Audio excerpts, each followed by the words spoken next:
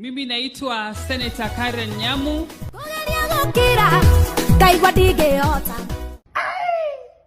Leo ni kumoto manze. Na jinga kiaria ukamo. Ni breaking news ni uhoro kinyire thaici thini wa metha ya Jos Kenya TV ori githini wa session ino jetikeria kunyitio gani negetha tugithi na mbere gukumenyithia mohoro mothe mara marahanika thini wa nenda citu cio kinyaniria na ngihoka ati wi thayo wa mwathani na thaici turakiaria ni ati mundu witwo Pastor Ezekiel ODERO ni akoro arekererio na ni taarifa ile cikoretwo cikihurirwo mukode ni session ya mohoro session yoekaine ta NTV na ikoretwo ya post hale wa Facebook ikiuga ati breaking news, Pastor Ezekiel ODERO released on 300 million bond Kenyan shillings.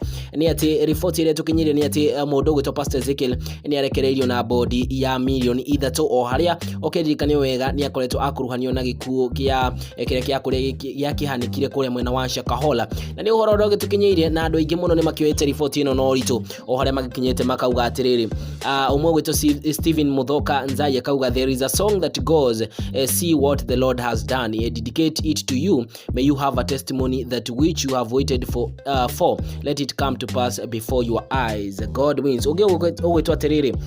Jesus Christ of Tongaren, continue being with Pastor Ezekiel and protect him. Glory be to Jehovah Wanyonyi. Moses Moya akauga atiriri Pastor Ezekiel is innocent, glory to God.